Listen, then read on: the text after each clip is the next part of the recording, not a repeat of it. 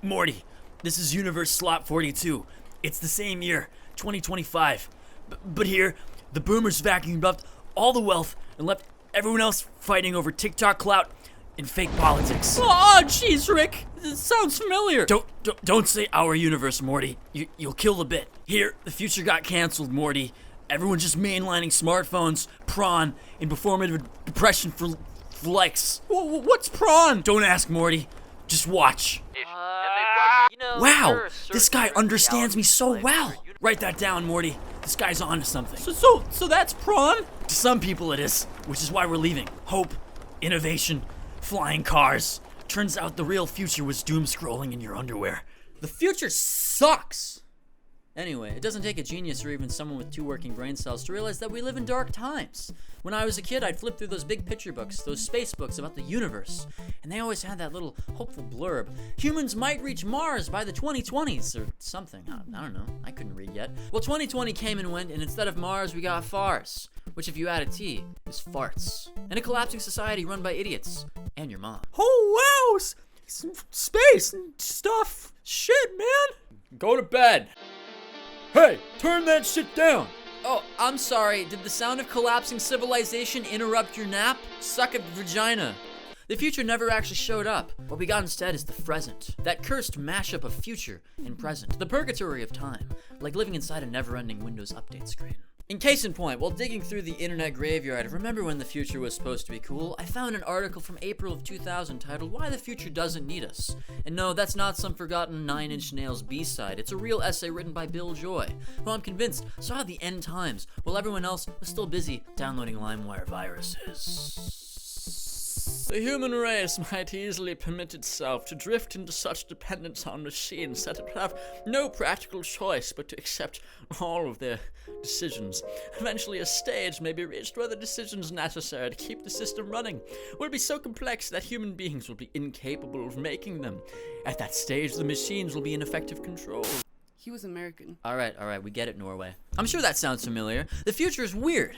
Like, uncanny weird. It's funny seeing these little images of the people living in their 1950s style attire, all the while experiencing the future we'd never have.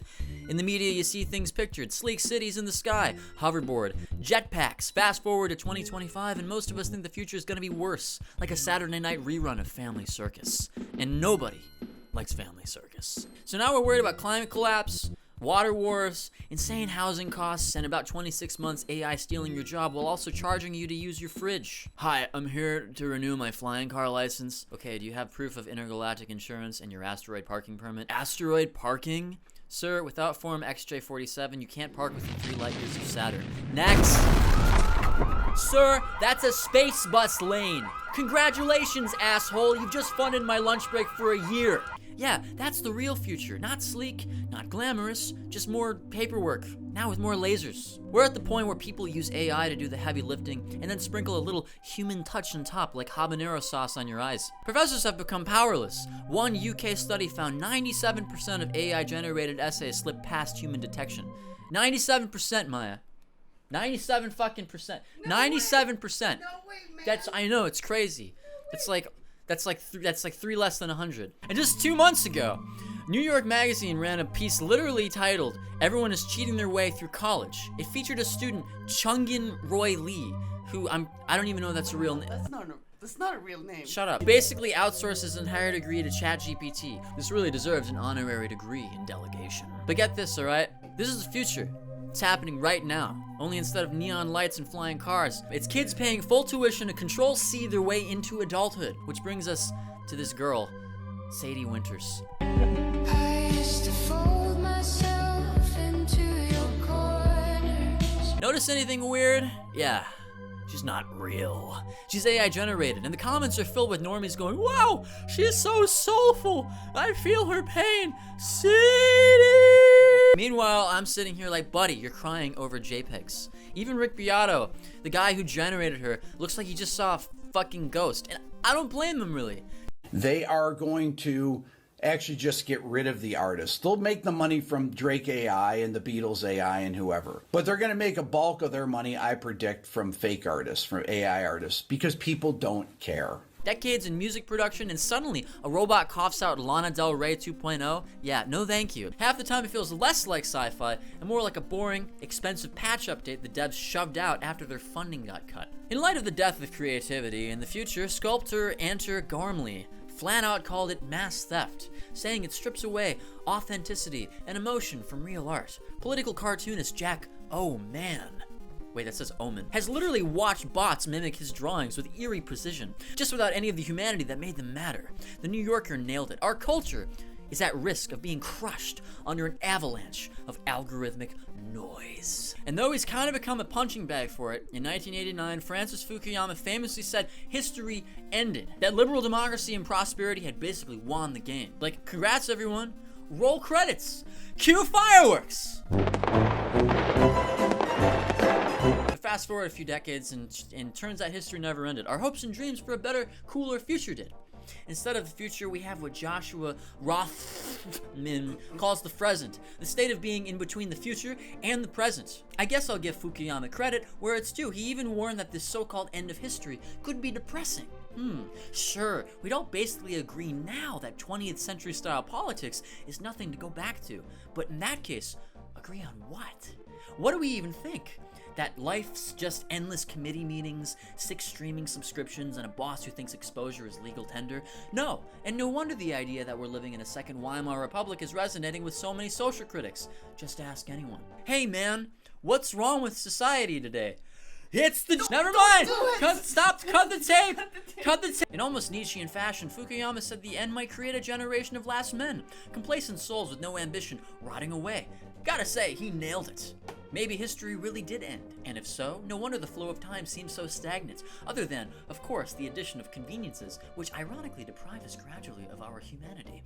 Men and women hate each other thanks to echo chambers. Well, actually, everyone hates each other thanks to that. Everything is ridiculously expensive on top of it. Thank you. And what the future did bring us was nothing more than a distraction from increasing productivity while humanity slowly rams itself to the ground by refusing to reproduce. Instead of the peaceful global democracy Fukuyama imagined, we got multiple wars, democratic backsliding, and misleading politicians who take advantage of basically anything that breathes. This is all a fancy way of saying history didn't end and instead just respawned on nightmare difficulty. You ever play Super Mario 2?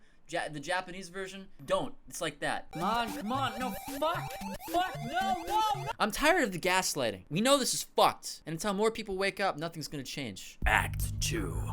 Indebted to hollow promises. If you use facts found on the internet, our most reliable source of information, about 40% of Gen Z claims to be thriving. But I'm pretty sure a big percent of that is just lying through their teeth because nobody really wants to admit that their career success is just selling foot pics to pay off student loans. Thriving? Bro, if keeping the Wi-Fi on and not crying in the shower counts as thriving, then yeah, we're all crushing it. Here, let's ask. Would you say you're thriving? Absolutely. My side hustle is finally paying for my main hustle. That doesn't sound right.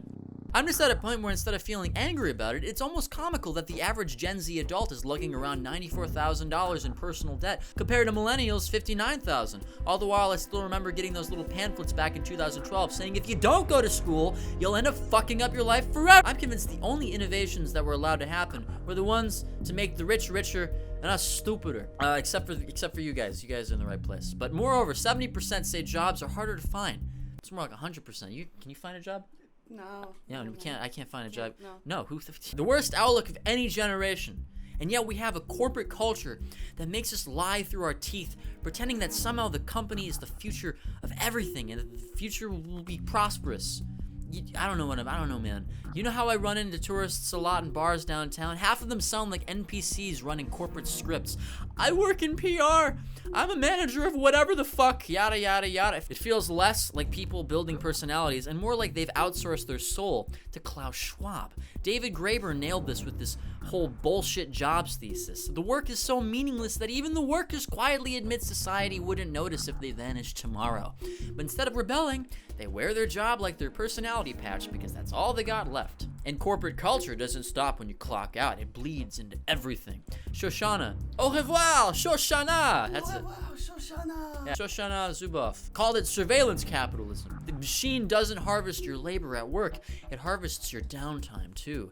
Every scroll, every like, every doom-laden Instagram refresh is raw material for someone else's quarterly earnings.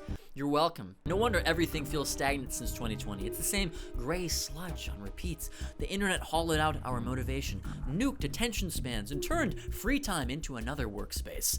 If I were the rich guy pulling the strings, I'd be thrilled. Nobody's motivated enough to revolt because we can't get 30 seconds without scratching that dopamine itch to see if someone posted a dog in sunglasses. Gentlemen, our experiment is a success. Nobody's motivated to revolt because they're too busy checking out women wearing yoga pants. Incredible! I just made $1 million!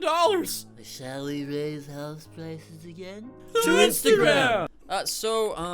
Tell me about yourself. Sorry, I just gotta check if my meme got any likes. Okay. What would you say is your biggest strength? I could refresh Twitter every 3 seconds without blinking. And your biggest weakness? Eye contact?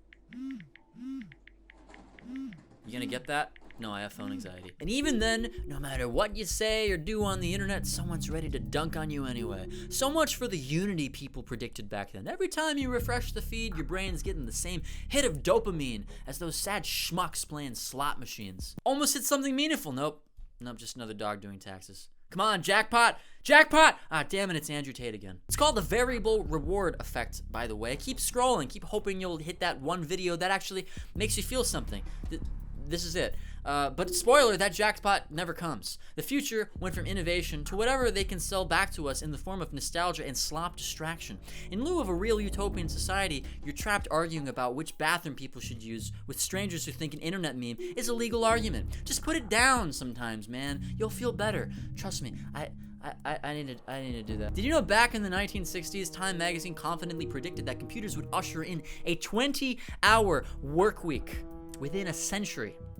Well, we're 50 years in, and I'm Still waiting. yeah, they imagined a future where automation paved the way for mass leisure, where computers would do the labor, and we'd all kick back. Here we are 60 years later, and most of us are working more hours, juggling algorithms, and fighting for a slice of content on an infinite subscription bill no one asked for. Back in 1999, surveys showed 3/4 of Americans honestly believed science and tech would better everything, and nearly 60% thought regular folks would be taking joyrides in space by now, believe it or not. I don't even know if I believe that, but all of these new inventions were starting to show up on the scene, and we thought it was just the natural progression of everything getting better in regard to the optimistic future ahead of us all. But the rise of the internet, algorithms, and mastering the art of manipulating human cravings has made it difficult to really enjoy anything. Our attention spans and our dopamine receptors are maxed out, all the while the optimism of a better future is down in the drain. Yeah, I can't focus on anything for more than 10 seconds. Yeah, pupils dilate every time you hear a notification. You're basically Pavlov's golden retriever. Is there a cure? Not really. Best you could do is throw your phone in the ocean and hope it drowns before you do. Guess I'll never see the beach again. Damn. How sad, right? The first time I saw Netflix, Hulu, and Amazon Prime bundled on a TV was almost 10 years ago, and at the time, it seemed pretty fucking cool, man. Wow, I thought. I don't need to go to Blockbuster, let alone wait for a CD to come in the mail. Woohoo! But now, you can't even watch Amazon ad-free anymore without paying an extra amount on top of the regular tier. I still feel a little weird when I walk into a restaurant, say a cafe, a Mickey D's, or some other easy on-the-go convenient joint, and everyone is just there, watching content, just like this, to pass the time, eating their crap food, looking like drones, not doing anything interesting. Sometimes we need to remind ourselves, right now, I'm actually happy. I don't need this stuff to fill the gap in my heart. But we don't. Something happened sometime in the last decade where all of us just collectively realized none of this was going to happen, and instead the only way to cope with it is blocking the trauma with internet content. And with internet content, it's hollow. It's not doing anything for you most of the time, when a lot of us could be making something of value. Art, music, prawn. Every innovation is just a new way to rent back what people used to own. You don't own anything anymore. But I have to be careful about my own monthly subscriptions, because if I don't end up losing hundreds of dollars on shit I don't even need, try a 30-day free trial. No, fuck you. I don't want your shitty product. You're not tricking me into giving you money. Everyone knows that they do that so you forget about it and eventually hand over your cash unwillingly. We seriously didn't get anything cool. We got ads. It's even the TV at Maya's house. Occasionally I put music on in the background, but there's like a 67 ad every time I play a 3-minute song. That's 1/4 of my time being sucked by ads. Like seriously, can I just enjoy my music in peace? I swear pretty soon the future's gonna look like this. Your ride to the 7th floor is brought to you by Raid Shadow Legends. Closing doors. Sponsored by DoorDash. Don't cook tonight. Get ripped off later. Buffering. Please watch this 60-second ad before continuing to your destination. God, the future sucks! Subscribe if you're scrutly, because, as always,